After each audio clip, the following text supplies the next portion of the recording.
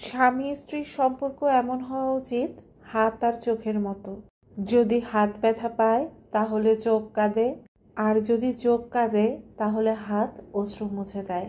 সেই সংসারেই সুখ বেশি, আল্লাহর রহমত বেশি, যে সংসারে হাজব্যান্ড ওয়াইফ বন্ধুর মতো। যৌবন বয়সে যে পুরুষ তার স্ত্রীর কাছে প্রিয়, সেই ব্যক্তি আল্লাহর কাছেও প্রিয়। ছোটখাটো বিষয়ে আপোষ করে নিতে পারলেই সংসার জীবন সুখের।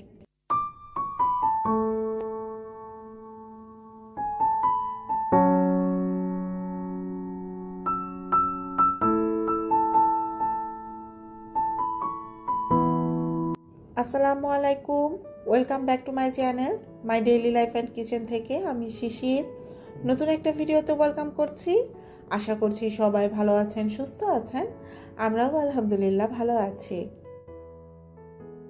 সবাইকে সুন্দর একটা সকালের শুভেচ্ছা জানিয়ে আজকের ভিডিওটা শুরু করছি।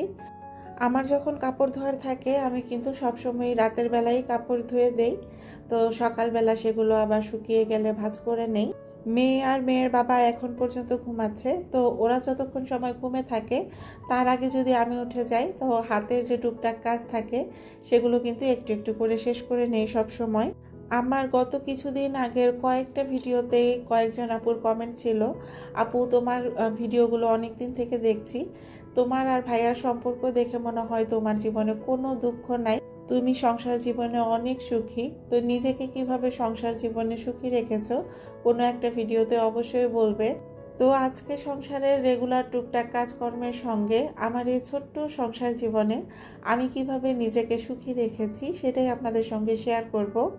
এদিকে আমার আম্মাজান ঘুম থেকে উঠে ব্রাশ করার জন্য দাঁড়িয়ে গিয়েছে, আর আমি বসে বসে একটু ভিডিও ক্লিপস রাখছিলাম। এ কোনো সাধারণ মেয়ে নয়লা, এ কিন্তু সাফান মালা, মানে ব্রাশ করতে করতে একেবারে বেসিনের উপরে উঠে যায়। তো যাই হোক, এখন যারা আমার ভিডিওটা দেখা শুরু করেছেন, যদি আমার ভিডিওতে দেখানো কোনো একটা অংশ আপনার কাছে ভালো লেগে যায় তাহলে প্লিজ একটা লাইক দিতে ভুলবেন না। আর আজকে যারা আমাকে প্রথম ভিজিট করছেন চাইলে চ্যানেলটা সাবস্ক্রাইব করে দিতে পারেন। সাফানকে ফ্রেশ করে দিয়ে এখন হচ্ছে সকালে নাস্তার জন্য কিছু সবজি কাটার ছিল, যেগুলো অফ ক্যামেরায় কেটে নিয়ে অলরেডি চুলায় বসিয়ে দিয়েছি। আর দুপুরে যা রান্না করব সেটার জন্য ফ্রিজ থেকে সব কিছু একসঙ্গে বের করে নিচ্ছি। সংসার জীবনে নিজেকে সুখে রাখার মূল মন্ত্র হচ্ছে ধৈর্য আর মানিয়ে নেওয়া, এটা আমরা মোটামুটি সবাই জানি। কিন্তু এছাড়াও কিছু ছোটোখাটো বিষয় আছে আসলে যেগুলো যদি নিজের ভিতরে ধারণ করা যায় তাহলে আমার কাছে মনে হয় সংসার জীবনটা অনেক সুখের। আসলে জীবনের যে কোনো পরিস্থিতিতেই নিজেকে ভালো রাখার, নিজেকে সুখী রাখার দায়িত্ব কিন্তু সম্পূর্ণই আপনার।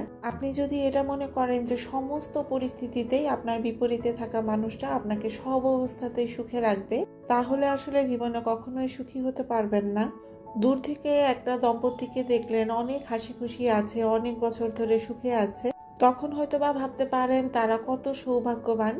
কিন্তু বাস্তবতা হচ্ছে তারা তাদের দাম্পত্য জীবনে অনেক আপোষ করে এসেছে। তারা একে অপরের ভুলকে উপেক্ষা করে অভ্যস্ত। সংসার জীবনে এই ছোটখাটো বিষয়গুলোকে যদি মানিয়ে নেওয়া যায় তাহলে আসলে সংসার জীবনে সুখে থাকা কোনো ব্যাপারই না। নাস্তার জন্য আলু ভাজিটা চুলায় বসিয়ে দিয়েছিলাম, এর মধ্যে খালা চলে এসেছে, তো আসার পর সে রুটি বানিয়ে দিচ্ছিল আর আমি ভাজিটা করে নিচ্ছি। আমি আমার এই ছোট্ট সংসার জীবনে যে জিনিস দুইটার সব থেকে বেশি ইফেক্ট রেখেছি সেই দুইটা জিনিস হলো, আসলে সংসার জীবনে যে জিনিসটা থাকা যাবে না স্বামী স্ত্রীর মধ্যে সেটা হচ্ছে কোনো ধরনের গোপনীয়তা আর সন্দেহ। আপনি যখন আপনার হাজবেন্ডের কাছ থেকে বা আপনার ওয়াইফের কাছ থেকে কোনো কিছু গোপন করেন তখন কিন্তু আলটিমেটলি আপনার ভিতরে একটা ভয় কাজ করে। মনের মধ্যে কোনো কিছু নিয়ে ভয় নিয়ে সার্বক্ষণ আতঙ্ক নিয়ে আসলে কখনোই শান্তিতে থাকা যায় না। আর এই যে সন্দেহ জিনিসটা, এই জিনিসটা হাজবেন্ড ওয়াইফের মধ্যে অনেক বড় দূরত্ব তৈরি করে দেয়। আমার আর আমার হাজব্যান্ডের মধ্যে সম্পর্ক ভালো থাকার মূল কারণ কিন্তু এই দুইটাই। আমরা একজন আরেকজনকে প্রচুরভাবে বিশ্বাস করি। সোশ্যাল মিডিয়াতে আপনারা যারা আমাদের দেখেন দূর থেকে মনে হয় আসলে আমাদের জীবনে কোনো দুঃখ নাই, কোনো কষ্ট নাই। আসলে কিন্তু বিষয়টা এমন না, আমাদের জীবনেও সুখ দুঃখ আছে, হাসি আছে, কান্না আছে, সবই আছে। আসলে সোশ্যাল মিডিয়াতে আমরা জীবনের ঠিক ততটুকু অংশই দেখাই যতটুকু আমাদের জীবনের ভালো অংশ, কিন্তু অন্ধকার অংশটুকু কিন্তু আমরা সবাই আসলে তুলে ধরি না। এই যে আপনারা আমাকে সব সময় হাসি খুশি দেখেন, খুব সুখে থাকতে দেখেন, তার মানে এই না যে আমাদের কখনো ঝগড়াঝাটি হয় না বা আমার কখনো মন খারাপ হয় না। হাজব্যান্ড ওয়াইফের সঙ্গে টুকটাক ঝগড়াঝাটি হবে, এটাই স্বাভাবিক, কারণ ঝগড়া তো হাজব্যান্ডের সঙ্গেই করব। রাস্তায় থাকা কোনো বেটা মানুষের সঙ্গে তো আর ঝগড়া করতে যাব না। তো আমাদের মধ্যেও ঝগড়াঝাটি হয়, কিন্তু আমাদের দুইজনের মধ্যেই একটা ভালো গুণ আছে, সেটা হচ্ছে আমরা দুইজনের একজনও মনের মধ্যে কোনো রকম ক্ষোভ পুষে রাখি না। কোনো একটা বিষয় নিয়ে যদি মন খারাপ হলো আমার বা সাফানের বাবার, আমরা দুইজনই সেটা একদম ইনস্ট্যান্ট প্রকাশ করে ফেলি। অনেক সম্পর্কেই দেখবেন 10 বছর আগে কি ঘটনা হয়েছিল সেখান থেকে কথা টেনে নিয়ে এসে ওয়াইফকে খোঁচা দিয়ে কথা বলবে, আবার ওয়াইফও কিন্তু অনেক ক্ষেত্রে এই কাজটা করে, হাজব্যান্ডকে খোঁচা দিয়ে কথা বলে। তো আসলে এই জিনিসটা আমরা একেবারেই করি না। আমাদের যে জিনিসটা নিয়ে যখন সমস্যা হয় সেটা তাৎক্ষণিকভাবে আমরা সমাধান করে নেই। তো ক্ষোভ যত পুষে রাখবেন দেখবেন অশান্তির পরিমাণ তত বাড়ছে। সম্পর্ক যেখানে যতই ঠিক করতে চান আসলে সেইখানে সম্পর্কটা কিছুতেই ঠিক করা সম্ভব না। সব থেকে যে জিনিসটা হচ্ছে একজন আরেকজনকে যে বোঝার ব্যাপারটা, এই জায়গাটাতে আমি আসলে খুবই ভাগ্যবান। আমরা একজন আরেকজনকে খুব ভালো মতো বুঝতে পারি। আমাদের মেয়েদের একটা টেন্ডেন্সি আছে যে হাজব্যান্ড বা নিজের সন্তান নিয়ে যদি সুখে থাকতে পারি তাহলেই মনে হয় সুখী। আসলে কিন্তু সংসার জীবনে শুধু হাজব্যান্ডকে নিয়ে সুখে থাকার বিষয়টা, এটাই আপনাকে সর্বোচ্চ সুখ এনে দিতে পারবে না। অনেক মেয়েকে দেখবেন হাজব্যান্ডকে ভালো লাগে, সংসার ভালো লাগে, কিন্তু তার বাবা মাকে ভালো লাগে না। তো হাজব্যান্ডের আসলে প্রিয় স্ত্রী হতে হলে আমার কাছে মনে হয় সর্বপ্রথম তার বাবা মাকে ভালোবাসতে হবে। আপনি হয়তো এই পৃথিবীতে সবাইকে সুখে রাখতে আসেননি, ভালো রাখতে আসেননি, কিন্তু এই পৃথিবীতে কিছু সংখ্যক মানুষ আছে যাদেরকে ভালো রাখার চেষ্টা, ভালোবাসার চেষ্টা আপনার আমৃত্যু করে যেতেই হবে।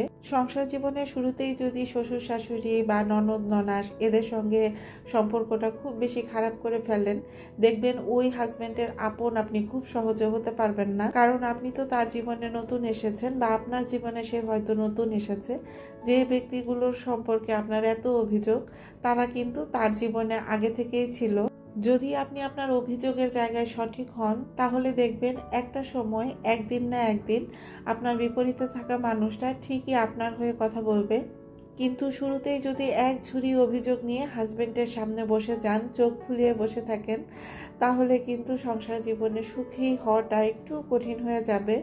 আপনাদের সঙ্গে গল্প করছি আর দুপুরে রান্নাটাও কিন্তু করে নিচ্ছি। একটা চুলাতে আমি কলিজা ভুনা করব, তো সেই জন্য কলিজাটা সুন্দর করে কষিয়ে নিচ্ছি। আর এখানে হচ্ছে সর্ষের একটা পেস্ট তৈরি করছি, যেটা দিয়ে আমি কুমড়ার জালি ভাজি করব। এখন কিছু কথা শেয়ার করি যেগুলো আসলে আপুরা কে কিভাবে নিবেন জানি না। কারো কাছে ভালো লাগতে পারে, আবার কারো কাছে খারাপও লাগতে পারে। আমি এরকম অনেক দেখেছি যে শ্বশুর বাড়িতে যখন একটা মেয়ে থাকে তখন সে খুব হাসি খুশি থাকে, কিন্তু বাবার বাড়িতেই যখন সে বেড়াতে যায়, ঘুরে যখন আবার শ্বশুর বাড়িতে আসে সে খুব মন ভার করে, মুখ ভার করে আসে। নিজের মেয়েকে সুখে রাখার জন্য অনেক রকম সলা পরামর্শ হয়তো বা দেওয়া হয়, তার শ্বশুর বাড়িতে করা ভুলগুলো তাকে চোখে আঙুল দিয়ে একটু একটু করে দেখিয়ে দেওয়া হয়। তখন আর এই মেয়েটা হাসি খুশি হয়ে শ্বশুর বাড়িতে ফিরে আসতে পারে না। আর বাবার বাড়ির এই ধরনের সলা পরামর্শ কিন্তু একটা মেয়ের জীবনে আসলে সুখ শান্তি বয়ে নিয়ে আসতে পারে না। একটা বিবাহিত প্রাপ্তবয়স্ক মেয়ে, সে তার ভালো মন্দ সবই বুঝে, পাশাপাশি তার হাজবেন্ড কেমন মন মানসিকতার মানুষ সে কিন্তু সেটাও বুঝে। আপনি মা বাবা হিসেবে হয়তো বা মেয়েকে বুদ্ধি পরামর্শ দিতেই পারেন, কিন্তু আপনার বুদ্ধি পরামর্শগুলো যখন আপনার মেয়ে তার শ্বশুর বাড়িতে গিয়ে ফলাতে যাবে, সবসময় যে সেই পরামর্শটা তার সংসার জীবনে ভালো ইফেক্ট ফেলবে তা কিন্তু না। সংসার জীবনে শুধুমাত্র নিজের প্রচেষ্টায় সুখী হওয়া যায় বিষয়টা কিন্তু এমন না। আবার ঠিক একইভাবে অশান্তি আসারও কিন্তু অনেক রকম সোর্স থাকে, তো এটা কিন্তু একরকম সোর্স। ছেলে মেয়ে বিয়ে দেওয়ার সাথে সাথে আসলে বাবা মাকে একটা মেন্টালি প্রিপারেশন নিতে হয় যে এদের জীবনযাপন যেমন হবে এরা নিজেরাই বুঝবে, আমাদের আসলে পরামর্শ দেওয়ার মতো কিছু নাই, যদি না তারা নিজে থেকে আমাদের কাছে কোনো পরামর্শ নিতে আসে। সাফানের বাবার সাথে যখন আমার বিয়ে হয় আসলে তখন আমি কোনো কাজকর্মই পারতাম না, রান্না বান্না তো অনেক দূরের বিষয়। তো আমার শাশুড়ি আসলে আমাকে কখনোই সেইভাবে রান্না করতেই হবে, কাজকর্ম করতেই হবে এরকম কোনোভাবে মেন্টালি টোটালি কোনো প্রেশার ক্রিয়েট করেননি, যেটা আমি এর আগেও অনেক ভিডিওতে বলেছি।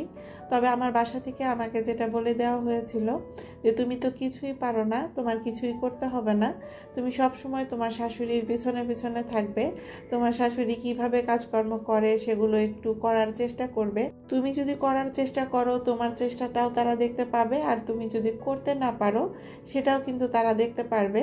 তো আমি আসলে ওইভাবেই চলাফেরা করতাম, আমি সব সময় মার পেছনে পেছনে ঘুরঘুর করতাম। কেউ যদি আমার শাশুড়িকে বলতে আসতো যে ছেলের বলতে কিছুই পারে না, উল্টা তখন আমার শাশুড়ি তাকে ঝাড়ি দিয়ে দিত যে যখন করার সময় হবে, যখন করতে পারবে তখন ঠিকই পারবে। তো ওইভাবে চেষ্টা ফেষ্টা করতে করতে যতটুকু কাজকর্ম শিখেছি বা এখন করতে পারি, এতটুকুতেই আমার শ্বশুর শাশুড়ি আসলে আমার উপর অনেক সন্তুষ্ট।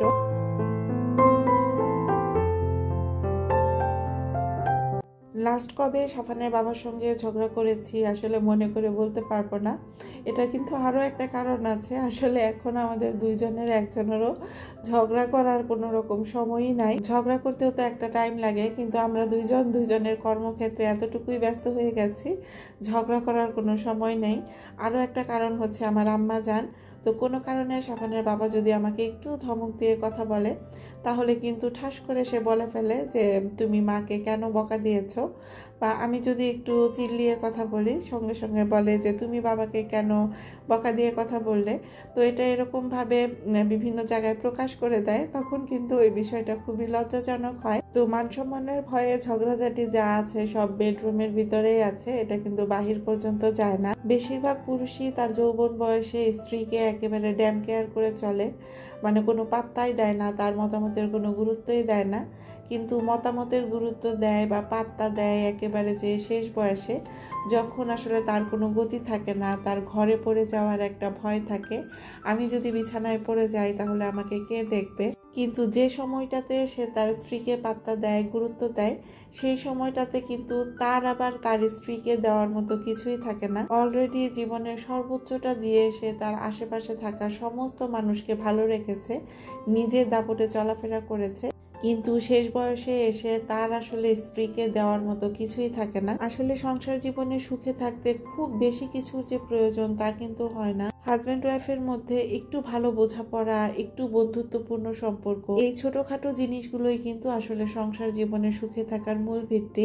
আরেকটা বিষয় হচ্ছে অল্পতে সন্তুষ্ট থাকা। আপনার হাজব্যান্ড হয়তো আপনার জন্য একটা জিনিস শখ করে নিয়ে এসেছে, সেই জিনিসটা হাতে পাওয়ার পর হয়তো বা আপনার পছন্দ হলো না, তো সঙ্গে সঙ্গে সেটা যদি আপনার পার্টনারের সামনে আপনি প্রকাশ করে দেন, একদিন 2 দিন 3 দিনের দিন কিন্তু ঠিকই সে কষ্ট পাবে। একটা সময় সে আপনাকে খুশি করার চেষ্টা সেটা কিন্তু একেবারেই ছেড়ে দিবে, কারণ ক্ষোভ কিন্তু ছোটখাটো বিষয় থেকে আসে। আসলে সংসার জীবনের রং এই রংধনুরই মতো, সবগুলো রঙের সঙ্গে মিলে যেতে পারলেই সংসার জীবন সুন্দর। এখান থেকেই বিদায় নিচ্ছি, আল্লাহ হাফেজ।